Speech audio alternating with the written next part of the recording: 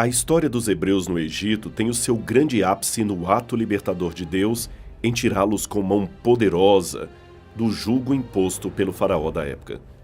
Quem seria provavelmente o faraó do Êxodo? Que evidências podemos descobrir que revelem o seu nome? Qual o seu papel na história? Nossa equipe continua sua jornada pelas terras do Nilo a fim de descobrir evidências, pistas e fatos que não apenas verifiquem a realidade histórica da Bíblia, como também apresentem um contexto que ajude a compreender o que de fato aconteceu há 3.400 anos. Sol escaldante, areia, cansaço. Das ruínas do Antigo Egito para sua tela, o Evidências investiga agora a história do Êxodo, a história do povo de Israel. Evidências, temporada especial, Egito.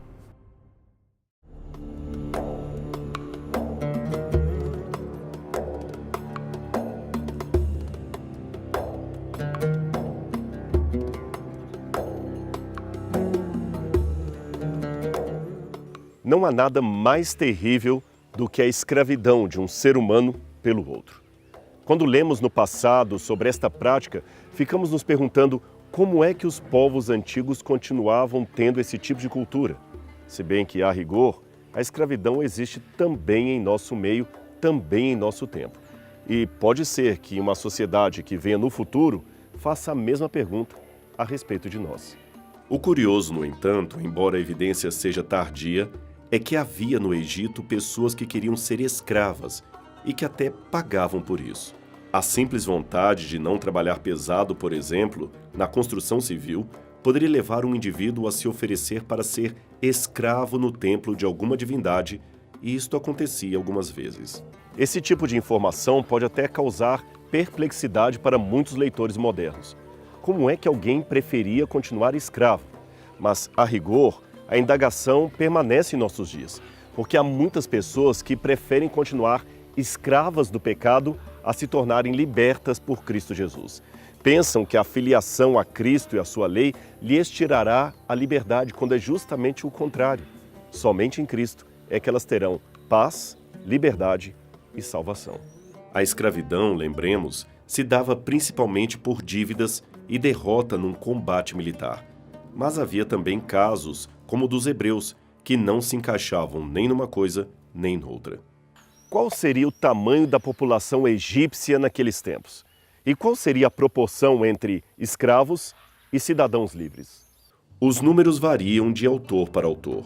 Guilhemet André, por exemplo, autor do livro Egito, diz que na época das pirâmides, a população do país quase que dobrou, de 850 mil no começo do terceiro milênio para mais de 2 milhões por volta de 1800 a.C.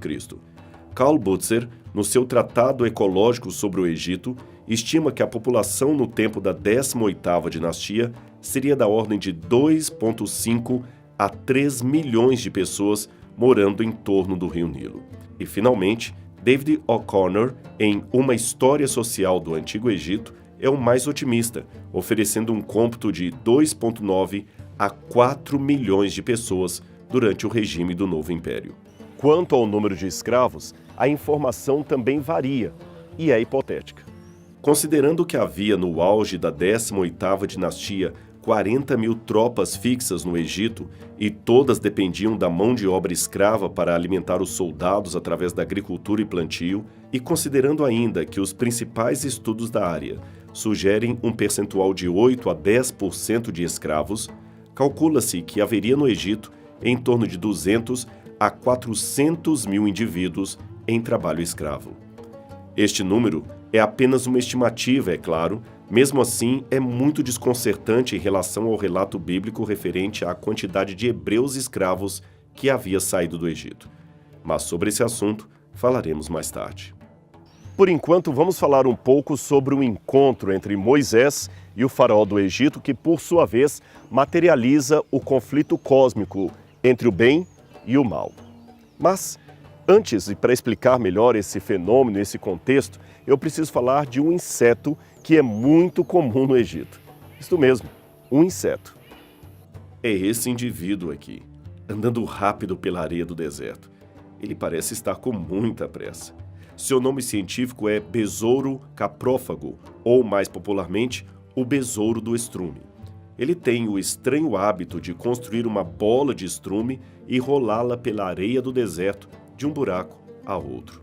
Os antigos egípcios viam nisto uma metáfora do modo como o Sol, uma bola de estrume gigante, seria retirada de um buraco no horizonte da Terra e rolada pelo meio do céu até ser depositada noutro buraco.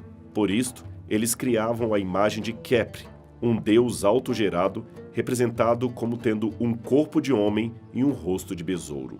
Esse deus era ligado ao Sol. Os egípcios acreditavam que Kepri tinha todos os dias a tarefa de puxar a bola solar de um horizonte, rolá-la pelo meio do céu e depositá-la do outro lado no outro horizonte.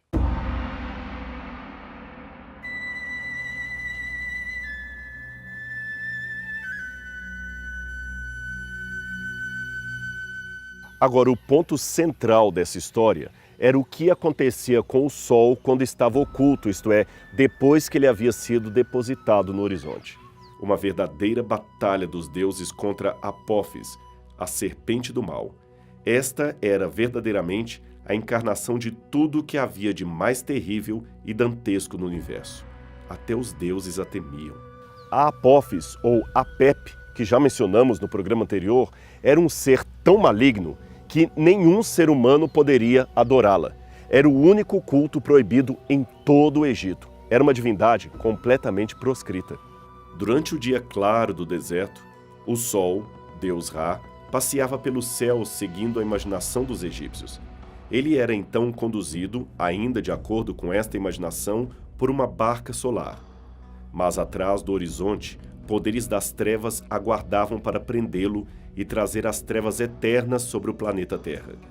Então todos os deuses se reuniam e até aqueles que eram inimigos se juntavam para defender o Deus Sol contra Apófis e permitir que o Sol atravessasse o submundo da escuridão, renascendo na manhã seguinte do outro lado do planeta.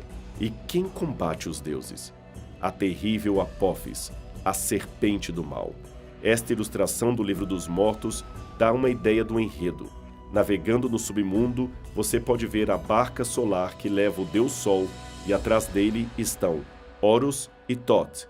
Quem espeta a serpente é Set, o irmão de Osíris. Interessante que Set é considerado na mitologia egípcia como um deus mau, o deus das trevas, aquele que traiu seu irmão Osíris. Mas neste caso, até ele, Set, se une aos demais deuses na luta contra a Apófis. Esta era uma batalha que ocorria todos os dias, ou melhor, todas as noites, e os sacerdotes faziam questão de relembrar o povo acerca dela, seja através de desenhos, ritos ou ilustrações tumulares, que traziam à lembrança o fato de que, enquanto todos dormiam, os deuses batalhavam pela salvação do universo. O nascer do sol no dia seguinte era, portanto, a garantia de que os deuses, mais uma vez, venceram Apófis e todos podiam ficar tranquilos, mas apenas até a noite seguinte. Diferente do Deus dos hebreus, os deuses egípcios não eram onipotentes. E como seria de se esperar, eles precisavam da ajuda humana para lutar contra o mal, para lutar contra Apófis. Este antigo papiro ilustrado traz o que seriam orações de encantamento que deveriam ser feitas à noite para enviar reforços aos deuses na batalha pelo renascimento do sol. Uma série de rituais era feita noite após noite no palácio do rei por sacerdotes e magos bem treinados para o ofício. Eles eram guerreiros humanos participando espiritualmente da batalha dos deuses.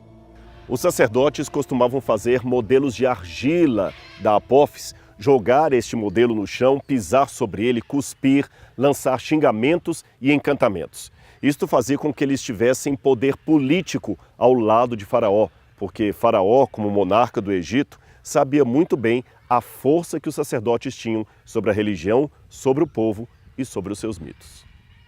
Os sacerdotes, lembremos, eram também mágicos de Faraó, pois a magia, mais do que entretenimento, era a demonstração do poder divino. Os rituais mágicos asseguravam proteção a Faraó e a todo o seu povo. Diferentes de outras sociedades patriarcais, os egípcios também admitiam mulheres como sacerdotisas. E veja que interessante essa imagem onde a sacerdotisa carrega 2 varas ou cajados, ambos em forma de serpente. Isto valia para o mundo dos deuses. Veja o deus Thoth diante de Sete, o primeiro carregando 2 cajados, também em forma de serpente. Enfim, cajados que viravam serpente, sacerdotes e sacerdotisas que conheciam encantamentos e magia, era o que garantiria o sono de Faraó e de toda a população do Egito. Por isto, quando Moisés e Arão jogam no chão o cajado, este se transforma em serpente, uma serpente que engole as demais feitas pelos mágicos. A cena se torna muito emblemática. Lembra o que falamos em programa anterior sobre engolir a magia um do outro? Engolir a magia significava ter mais poder que o outro. E é exatamente isso que acontece diante de Faraó.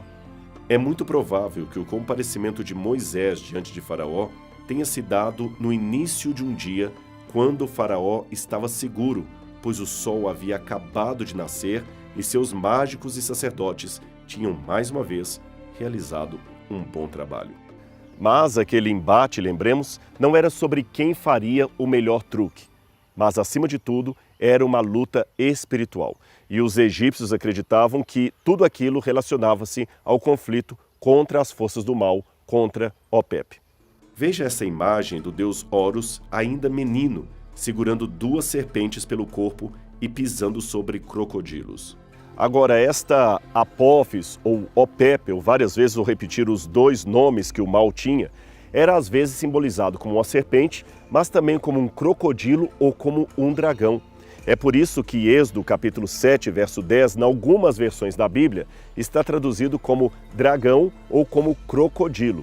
Em outras palavras, Moisés conseguiu trazer perante Faraó os seus piores pesadelos. Faraó convoca em vão seus sacerdotes. Nenhum deles poderia livrá-lo das mãos do Deus de Israel.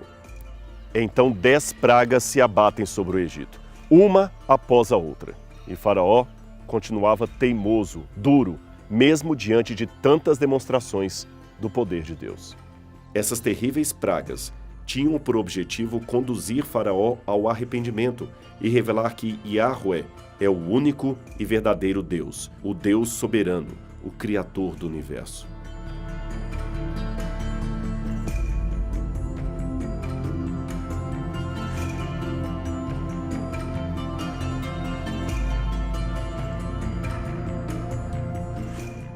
O título Faraó, ou Per-Aó, em antigo egípcio, significava a grande casa. Era um título de divindade, porque o monarca também se autoproclamava filho dos deuses, o que fazia dele um deus em forma humana. Além do falso deus Ra, os egípcios criam em um panteão de outros deuses que eram todos tidos como responsáveis pela vida, fertilidade, imortalidade, etc. Sendo que os israelitas foram reduzidos à escravidão por muitos anos, os egípcios, por meio de seu contato com eles, tiveram uma oportunidade ímpar de conhecer acerca do verdadeiro Deus.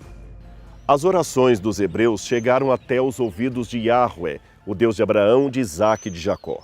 Ele então mandou Moisés e Arão para libertar o seu povo e também anunciou os castigos que viriam ao Egito caso Faraó e seu povo negasse aos hebreus a liberdade que eles tanto pediam. Um dos objetivos das 10 pragas era revelar a grandeza, o poder e a soberania de Yahweh como o único e verdadeiro Deus, em contraste com as falsas divindades adoradas no Egito.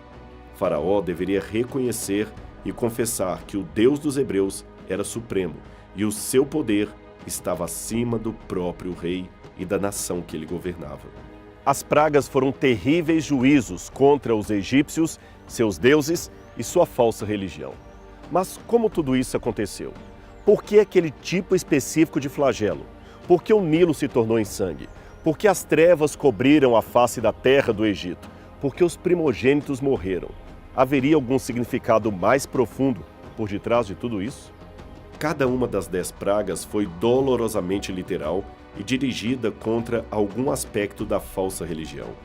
A primeira praga, a transformação do Nilo e de todas as águas do Egito em sangue, foi uma ofensa ao deus Nilo, a personificação de Rapi, que acreditava ser o deus da fertilidade. Tal praga resultou na morte de peixes e foi, portanto, um duro golpe contra a religião egípcia que venerava algumas espécies de peixes. As rãs também eram animais sagrados para os egípcios, e um de seus ídolos, a deusa Heket, tinha justamente a cabeça de uma rã. Eles supunham que ela possuía poder criador, embora o principal propósito dessa praga fosse punir os opressores de Israel, também atrairia desprezo por seus muitos deuses pagãos. A grande multiplicação de rãs fez com que a deusa Heket parecesse maligna, como se ela mesma houvesse atormentado o povo ou não tivesse poder para livrá-los das rãs. As superstições dos egípcios os obrigavam a respeitar criaturas que a praga lhes fez odiar e que, se não fossem divindades, teriam sido destruídas. Na terceira praga, Arão estende o seu bordão e fere o pó da terra, que se torna em piolhos, piolhos que infestaram os homens e o gado por toda a parte no Egito. Os magos tentaram inutilmente reproduzir os mesmos fenômenos, mas reconheceram sua limitação e sua incompetência. Chegaram a admitir: tudo isto é dedo de Deus, como está em Êxodo capítulo 8, verso 9. Atribuía-se ao deus Thoth a criação do conhecimento, da sabedoria, da arte e da magia, mas nem mesmo esta divindade pôde ajudar os magos a imitar a terceira praga. Este foi mais um golpe contra a falsa religião dos egípcios. A quarta praga consistia em enxames de moscas que infestariam todo o país. Um novo elemento é introduzido a partir dessa praga: a distinção entre os egípcios e os adoradores do verdadeiro Deus, Êxodo capítulo 8, verso 22. Enquanto as casas egípcias eram infestadas pelos enxames de moscas, os israelitas na terra de Gósen não foram afetados, Êxodo capítulo 8, versos 23 e 24.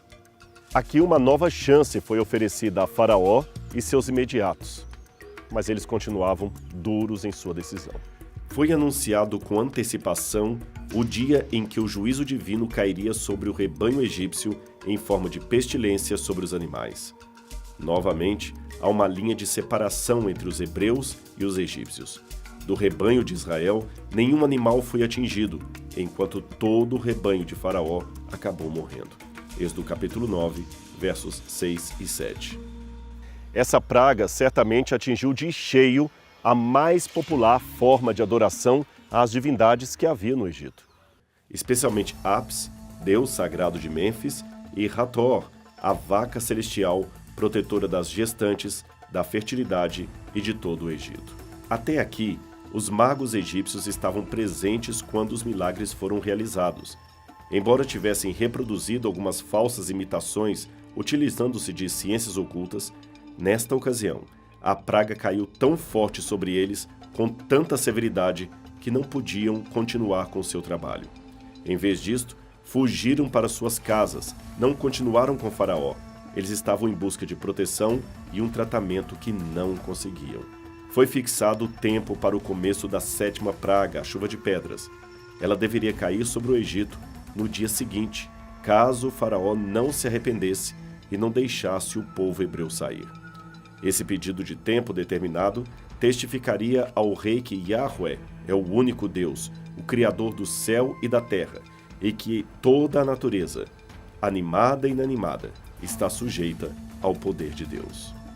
A praga dos gafanhotos destruiu toda a vegetação que havia sobrado da devastadora chuva de pedras e demonstrou que Yahweh tinha também controle absoluto sobre esses elementos da natureza. A nona praga era para ser a mais temida de todas, a escuridão total do Egito. Ela demonstrava, segundo as crenças da época, que os deuses em conjunto perderam a batalha, não permitindo o nascimento do sol. O Egito ficou em trevas tão densas que não era possível enxergar as pessoas e esta escuridão se estendeu por 3 dias. Mas na casa dos hebreus, novamente, havia luz. Nem assim Faraó demonstrou arrependimento. Este golpe cairia sobre os primogênitos dos homens e dos animais. Deus não desejava exterminar os egípcios e seu gado, mas apenas convencê-los de que a oposição a seu propósito não seria mais tolerada. A morte dos primogênitos causou o maior vexame para a religião dos egípcios. Porque naquela noite passarei pela terra do Egito e ferirei na terra do Egito todos os primogênitos, desde os homens até os animais. Executarei juízo sobre todos os deuses do Egito. Eu sou o Senhor. Êxodo capítulo 12, verso 12. Uma comprovação histórica desse episódio pode ser encontrada no texto de um antigo e famoso papiro que está depositado na biblioteca da Universidade de Leiden, na Holanda. Trata-se do papiro de Pulver, que recebeu esse nome por causa do escriba que assim o assina. Um poema de lamento, copiado no século XIII a.C., cujo original seria anterior a isso. Há alguns que pensam que o nome Ipulver seria a combinação de dois outros nomes, Ipu, que quer dizer príncipe, e Ver, que significaria um nome próprio.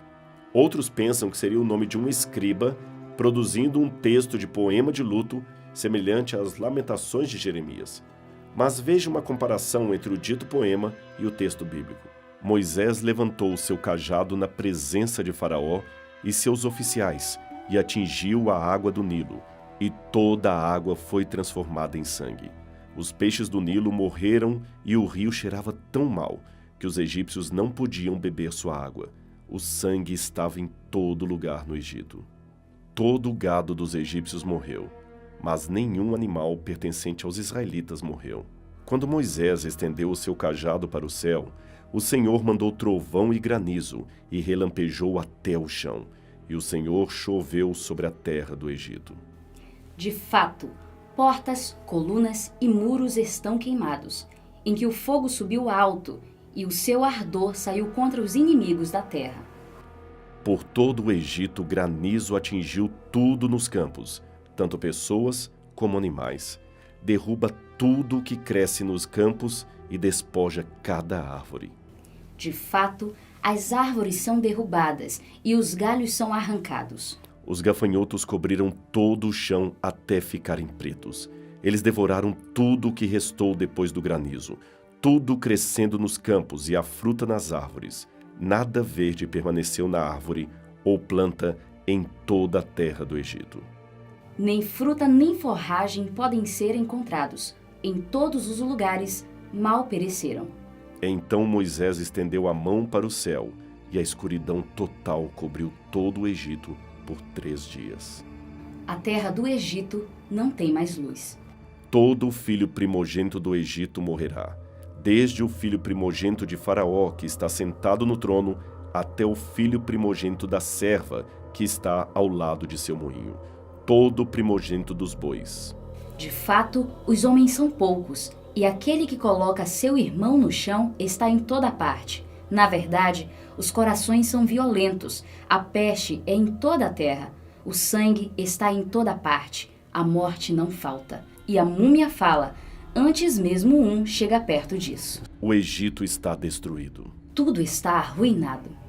O papiro de Pulver ainda lança um lamento sobre o fato de escravos estarem saindo da terra do Egito, abandonando seus amos para servir ao festival de um deus estranho. Ali também fala de maneira irônica que esses mesmos escravos levavam no pescoço o tesouro e a joia de seus antigos proprietários. Isto é exatamente aquilo que encontramos no texto da Bíblia Sagrada. Êxodo 12, 35 e 36 diz: E os hebreus pediram aos egípcios joias de prata e joias de ouro e vestidos, de modo que esses lhe davam o que pedia, e despojaram aos egípcios. O papiro ainda fala que esse grupo de escravos chegou pequeno no Egito, mas que agora eles estavam em toda parte, isto é, haviam crescido numericamente, e que um dentre eles teve um sepultamento digno de Horus, e que os seus ossos agora estavam sendo transportados num caixão móvel. Seriam essas anotações aquelas que evidenciam a história bíblica das pragas, do povo de Israel crescendo e também da retirada dos ossos de José do Egito? É bem provável que sim. Moisés recebeu ordem de congregar primeiramente os anciãos de Israel, os mais nobres e justos dentre eles, os quais desde muito se haviam afligido por causa do seu cativeiro, e declarar-lhes uma mensagem de Deus, com uma promessa de livramento. Devia então ir com os anciãos perante o rei e dizer-lhe: O Deus dos hebreus nos encontrou e, portanto, deixa-nos ir agora a caminho de 3 dias no deserto, para que ofereçamos sacrifícios ao Senhor. Êxodo capítulo 3, verso 18. Moisés fora prevenido de que Faraó resistiria ao apelo de deixar ir Israel. Todavia, a coragem do servo de Deus não deveria faltar, pois o Senhor, com isto, aproveitaria a ocasião para manifestar o seu poder perante os egípcios, perante Faraó e perante o seu próprio povo. Eu estenderei a minha mão e ferirei ao Egito com todas as minhas maravilhas que farei no meio dele. Depois vos deixará sair. Êxodo capítulo 3, verso 20. E foi assim, levantando elementos da egiptologia, da história e da arqueologia, que pretendemos ter trazido para você um cenário hipotético com elementos extra-bíblicos de como tudo provavelmente aconteceu. Mas ainda falta descobrir um elemento-chave. Quem seria o famigerado faraó que perseguiu o povo de Israel neste período e até morreu sob as águas do Mar Vermelho? Mas sobre esse assunto falaremos só semana que vem, no próximo programa Evidências. Semana que vem no Evidências.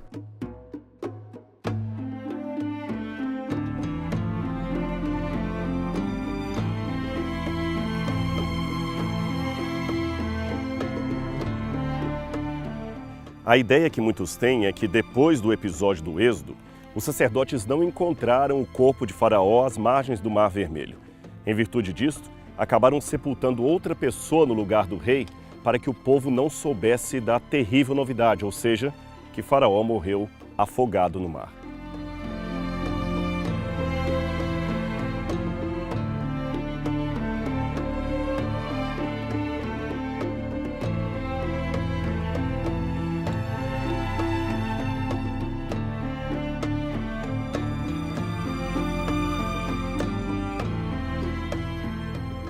O curioso é que o papiro de Pulver, aquele que menciona as pragas do Egito na ótica de um egípcio, também fala que o faraó morreu sem ter, digamos, um velório apropriado. E talvez essa múmia explique o porquê desta menção no papiro de Pulver.